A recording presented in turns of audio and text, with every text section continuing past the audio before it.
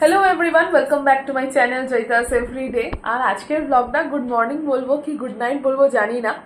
आजकेर ब्लगटा शुरू करছি এখন ঘড়িতে কটা বাজে একটু তোমাদের সাথে শেয়ার করে নি। আগে 12টা বাজতে 5। তো যাই হোক, আজকে হচ্ছে 3rd এপ্রিল, মানে কালকে হচ্ছে 4th এপ্রিল। তো আমার মাদার ইন লর বার্থডে।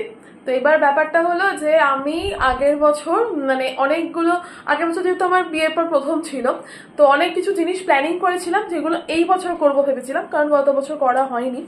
তো সেই প্ল্যানিংগুলোর মধ্যে একটা প্ল্যানিং হচ্ছে যে আমাদের দুজনের জন্মদিন, মানে আমার আর রিকের জন্মদিন রাত 12টার পর সেলিব্রেট হয়।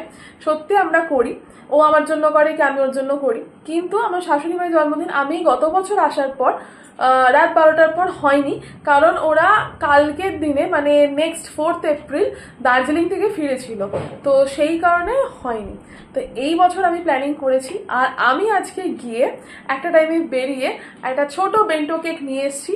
আর সেই বেন্টো কেকটা নিয়ে এখন ওপরে যাব, গিয়ে ওপরে ফ্ল্যাটেতে কলিং বেল টিপবো এবং ঘুম ভাঙাবো। জানি না ঘুমিয়েছে কিনা, তো ঘুম ভাঙানোর পর সেটা একটা কেক কাটিং করব আর রাত 12টায় সেলিব্রেট করব। আর কালকের জন্য কিছু স্পেশাল জিনিস ওয়েট করছে। যদি সমস্ত সব ঠিকঠাক থাকে তাহলে তোমার সাথে অবশ্যই শেয়ার করব। তো চলো আজকে ব্লগটা এইখান থেকে শুরু করি।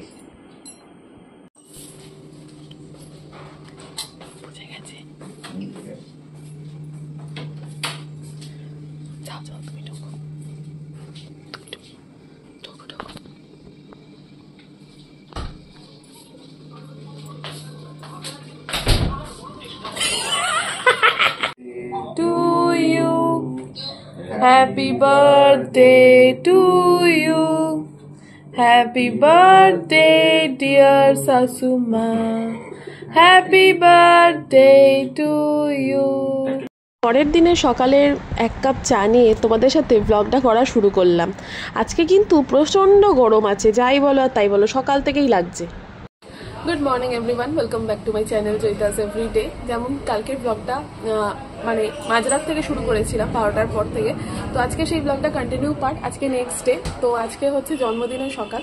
আর আজকের ব্যাপারটা হচ্ছে যে আমি যেটা ঠিক করেছি যে আমি আজকে কিছু রান্না করব এবং সাজিয়ে খেতে দেবো।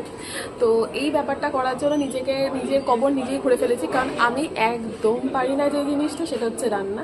তো সেটা চেষ্টা মানে আমি একটা ট্রেনিং পিরিয়ডের মধ্যে থাকি মনে হয়, তো সেটা আস্তে আস্তে যতটা পারি শিখছিলাম। এতদিন চিকেন ডিম এর ওপর চড়ছিল, কিন্তু এই ফার্স্ট যে আমি কোনো মাছের আইটেম ট্রাই করতে চলেছি, এবং 5 রকম ভাজা নয়, ওই 3 রকম ভাজা মতন করবো। আর চাটনি দই এরকম জিনিসপত্র ভেবেছি। তো চলো প্রিপারেশন দেখা যাক কিরকম হচ্ছে, আর দেখা যাক আমি আজকে পাস করি কিনা। ফার্স্ট আইটেম হচ্ছে লাল শাক ভাজা। তো লাল শাক এখানে কাটা হয়ে গেছে, এটা আমি মোটেই কাটিনি আমি, তো এটা কেটে রাখা আছে। আর এখন হচ্ছে এই যে এখানে হামাদিস্তাতে রসুন থেতো করছি, তেল গরম হচ্ছে, এবার লাল শাকটা দেবো। এই যে প্রসেসিং চলছে এখন এখানে লাল শাকের। এইদিকে আলু ভাজার জন্য গোল গোল করে আলু ভাজা কাটা হয়ে গেছে, রাখা আছে।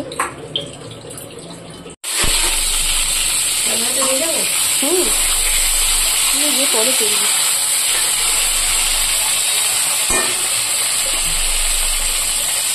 এরপর এই চিংড়ি মাছটাকে ভেজে নেব, তাই জন্যে চিংড়ি মাছটাকে আগে থাকতে একটু ম্যারিনেট করে রেখে দিচ্ছি। আর ওইদিকে রান্না তো চলছেই, চলো তোমাদের সাথে একবার দেখিয়ে নিই যে এখন গ্যাসে কি হচ্ছে। অ্যাকচুয়ালি আমি তো একসাথে সব কিছু পারবো না, ওরকম একটা একটা করে করছি। এখন আলু ভাজাটা চলছে। তো আমার এখানে আলু ভাজা হয়ে গেছে, শাক ভাজা হয়ে গেছে। এবার নেক্সট হচ্ছে পটল চিংড়ি, মানে আলু পটল চিংড়ি, তাই জন্য ফার্স্টে এখানে চিংড়ি মাছটা দিয়ে দিয়েছি। এবার এই বাকি প্রসেসটা শুরু করছি, ঠিক আছে। আলু পটল চিংড়িটা করার জন্য প্রথমে এই চিংড়ি মাছগুলোকে যে ভেজে নিতে হবে। তো আলু ভাজাটার পর আমি ভাবলাম যে ব্রেকফাস্টের আগে এই ব্যাপারটা মিটিয়ে নিই, তাহলে ব্রেকফাস্টটা করে এসে বাকি রান্নাগুলো করতে পারবো। আর এখানে সব বাটাগুলো রয়েছে, আমি এক জায়গায় সব সুন্দর করে সাজিয়ে নিচ্ছি যাতে আমার সুবিধা হয়। এখানে পোস্ত একটু ভিজিয়েও রেখেছি। এইদিকে আস্তে করে ভাবলাম যে যখন দেরি আছে ব্রেকফাস্ট করতে, তাহলে পটলটাও ভেজে নিই। তো পটল ভাজা চলছে আমার এখানে, আর একটু চাপা দিয়ে ভাজছিলাম আমি। আর চিংড়ি মাছটাও সুন্দর ভাজা হয়ে গেছে, এখানে আলুটা রাখা আছে। এই জিনিসটা ভীষণ ইউজফুল জানো তো, রান্নাঘরে যদি আমরা এটাকে রাখা যায় এবং এইরকম পাশে যদি রাখি, টুকটাক যখন মশলা বাটার প্রয়োজন হবে তখন আর বড় মিক্সার গ্রাইন্ডারে কোনো প্রয়োজন নেই। এইটাতে আস্তে করে লাগিয়ে নাও এবং ফটাফট মশলা বেটে নাও। রান্না করতে করতে এদিকে জলখাবার খাওয়ার সময় হয়ে গেছে। আজকে ডাল পুরি আর তরকারি। তো এখানে তো জলখাবার খাওয়া শেষ, আর জলখাবারটা কমপ্লিট করে নিয়েছি। এরপর যাচ্ছি হচ্ছে রান্নাঘরে, একটু বসিয়ে দিয়েছি মশলা। তো এবার ওই আলু পটল চিংড়ি যেটা করব, তো সেইটার জন্য ফার্স্টে যে গরম মশলা দিতে হয়েছে, হ্যান ত্যান ওইসব আছে অনেক কিছু, সেগুলো দিয়ে এখন পেঁয়াজ বাটা দিয়ে বসিয়েছি কষুক মশলাটা, তারপর আস্তে আস্তে প্রসেস করি। জানি না কীরকম হবে, বিশাল টেনশনের মধ্যে আমি আছি আজকে, কারণ কি হবে না হবে কিচ্ছু বুঝতে পারছি না। আর দেখা যাক, এখনো একটা এইটা করার পর আরেকটা বাকি থাকবে, প্লাস ভাজাগুলো বাকি থাকবে। এই যে এখানে পেঁয়াজ বাটাটা দিয়েছি, এখন হচ্ছে। রান্নায় এই মেন হচ্ছে মশলা কষানো, এইটাকে নিয়েই আমি খুব চিন্তিত, কিন্তু ভালোভাবে কষছে দেখলাম। ব্রেকফাস্টের পর অ্যাকচুয়ালি কথা ছিল যে আমি আলুটা ফার্স্টে ভাজবো, দেন তারপরে আবার মশলাটা করবো। আমি ভুলেই গেছি আলু ভাজতে। তো এখন আলু এখানে দেখে রেখে মনে পড়লো যে আমি তো আলু ভাজিনি। এখন কি করব, এখন এখানে আরেকটা পাশের গ্যাসটাতে ছোট্ট একটা কড়াতে আমি এখন আলু ভাজা বসিয়েছি, আর এইটাকে এখন স্টপ করে রেখেছি। মশলা কষে দেওয়া হয়ে গেছে, এরপর করবো। মানে আনপার লোকজন হলে, মানে প্রো লোকজন ছাড়া যদি কেউ রান্নাঘরে ঢোকে তার এই অবস্থাই হয়। মানে আলু ভাজতেই ভুলে গেছি আমি। দেখা যাক এখন কিভাবে পাস করি পরীক্ষায়।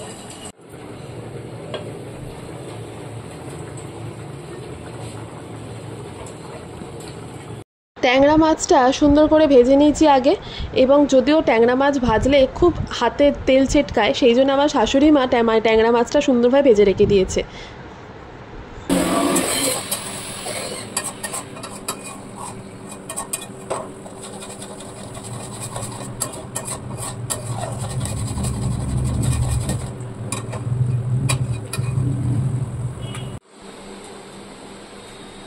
এখন পেস্ট দেওয়া হয়েছে, আর এত ইজিলি পেস্টটা হয়ে যায় না দেয়া।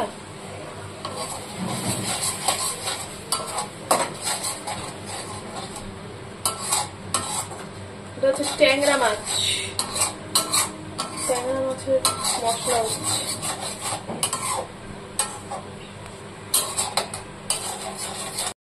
মশলা কষানো হয়ে গেছিলো বলে মাছটা এবার সুন্দরভাবে দিয়ে দিয়েছি, আর এখানে একটুখানি ফুটছে মাছটা আর মশলাটা। তো যাই হোক, আমার রান্না প্রায় শেষের দিকে, এই মাছটা করারই বাকি ছিল, এটাই লাস্টে করব ভেবেছিলাম, এরপর একটু ধনেপাতা অ্যাড করব। তো যাই হোক, এই রান্না আমার জাস্ট শেষ হলো, মানে আমি করে নিয়েছি। আর বাকিটা হচ্ছে ভাত, ডাল, আর হচ্ছে কি বলে ওটাকে, চাটনি, এগুলো আমি করছি না। তো আমার মানে যেগুলো ডিপার্টমেন্ট নিয়েছিলাম সেগুলো সব হয়ে গেছে। এবার টেস্ট করে দেখতে হবে কীরকম হলো। এখনও রেস্ট নিতে বসেছি পাখার তলাতে, পাখা ছেড়েই ভিডিওটা করছি। আমি জানি আওয়াজ আসছে, বাট গরম লাগছে প্রচণ্ড, তো পাখা বন্ধ করতে আমি এখন পারবো না কিছুতেই। তো এরপর আমি স্নান টান করে ফ্রেশ হয়ে তারপরে সুন্দর করে সাজিয়ে খেতে দেবো। এই যা স্নান কমপ্লিট হলো, আর আজকে 2টো বেজে গেল স্নান করতে, একটু ল্যাদ খেয়ে গেছিলাম। একটা হাসির জিনিস তোমাদের সাথে শেয়ার করি।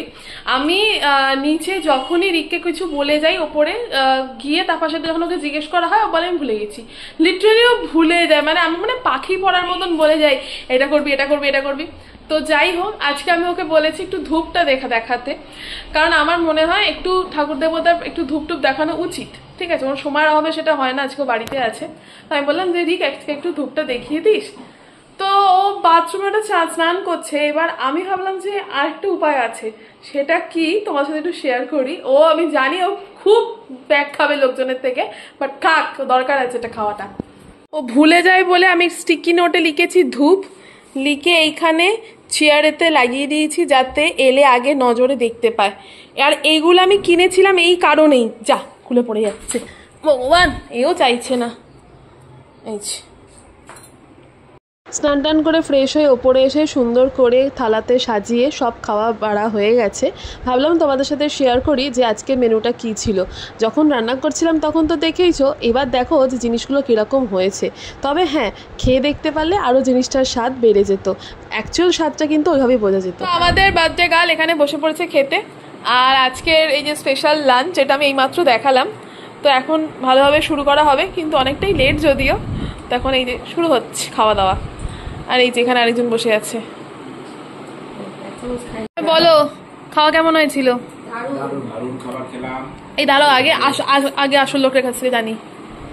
নিজে রান্না করে খাই, মা সারা জীবন রান্না করে খাইয়েছে, বিয়ের পর প্রত্যেকবার এসে খাইয়েছে, তারপর শাশুড়ি মা খাইয়েছে, ভাইয়ের বউ খাইয়েছে, ছেলের বউ খাওয়াবে আশা করি না কোনোদিন। আর ছেলের বউরা তো একটু হয় একটু তেঁতা টাইপের, কিন্তু এ খুব ভালো, মানে প্রথম থেকেই বলেছে খাওয়াবো, তো অসাধারণ রান্না করে খাই, এই সাবাস। খুব ভালো প্রত্যেকটা আইটেম। আচ্ছা নেক্সট শ্বশুর মশাই।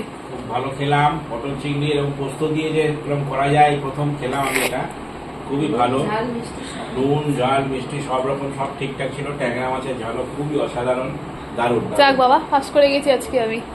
ব্যাস ব্যাস, তোর সার্টিফিকেট আমার লাগবে না, থ্যাংক ইউ। তো এখন হচ্ছে আমাদের কেক কাটিং, আর আমি একটুখানি বেরিয়েছিলাম, তো আমার আসতে দেরি হয়ে গেছে বলে 8:30 প্রায় 9টা বাজতে 5 বাজে। তো এখন কেক কাটিং হবে, ওদিকে প্রিপারেশন চলছে। আর এই বাড়িতে অ্যাকচুয়ালি ওনারা পছন্দ করেন না, মানে খায়েন না আর কি ওই পেস্ট্রি জাতীয় জিনিসপত্র, তো সেই জন্য আমরা একটা প্লেন কেকই নিয়ে এসেছি। প্রত্যেক বছর এটাই করা হয়, প্লেন কেক। তো আজকে প্লেন কেকটাই কাটা হবে, এখন তাই ওখানে ঠিকঠাক করা হচ্ছে। Happy birthday to you, happy birthday to you, happy birthday dear to you. হ্যাঁ, এই আগের বারের মতো আমার মতন অবস্থা হয়েছে।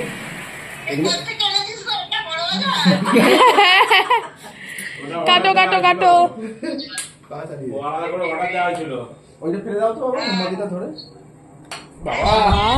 কালী পুজো কালী পুজো কালী পুজো, কালী পুজোর মতো গন্ধ ছড়িয়ে গেল টুকরির মতো। এইখানে সব ভিডিও কলে দেখা চলছে, দেখাই একটুখানি। এটা এখানে আছে, এখানে একটা ভিডিও কল চলছে, এটা দেখাচ্ছি। এই যাও যাও যাও যাও যাও যাও যাও যাও। এই এখন ব্যস্ত মানুষ। বউ ডাকছে বউ ডাকছে বউ ডাকছে বউ ডাকছে বউ ডাকছে বউ ডাকছে। বাবা আমরা তুমি তুলে নিয়ে এসছো কাছে কাছে। হ্যাঁ রেডি।